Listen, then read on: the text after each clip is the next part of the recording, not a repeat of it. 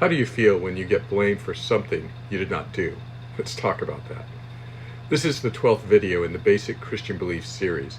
In this video, I will say a few words about getting blamed for Adam's sin and getting credit for Christ's obedience. In a recent video short, I mentioned something called the imputation of Adam's sin. Basically, this means God credits Adam's original sin to us. Why does this matter? Well, it's the reason we believe four major things are absolutely true. First, everyone is born a sinner, separated from God. Second, we all have a natural inclination towards sin. You could call it a fallen nature. Third, every single person is guilty of sin before God. And fourth, every person without exception needs to be redeemed through Christ. Now, here's where people usually object. They think it's totally unfair that God gives us credit for Adam's sin. We weren't there. We didn't eat the forbidden fruit, so why should we suffer for his blunder? But think about it. We could raise that exact same objection about salvation, only no one ever does.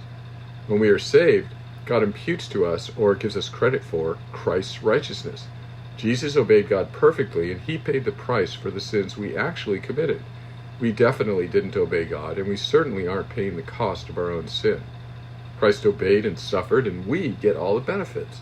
Martin Luther famously called this the great exchange. Christ takes our sin, and we receive his righteousness.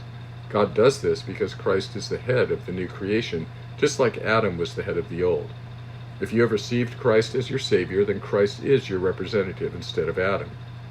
It's kind of strange that the people who get worked up about being credited with Adam's sin don't say a word when they are credited with Christ's righteousness. Since everyone is a sinner, it was absolutely necessary for the sinless Christ to step in and take our place in obedience and suffering. The Bible also tells us that there is no forgiveness without the shedding of blood, so Christ had to shed his blood for us to be forgiven. Ultimately, if we want salvation, we have to get credit for something we didn't do.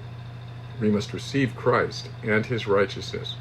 It's a righteousness that we didn't earn and definitely don't deserve.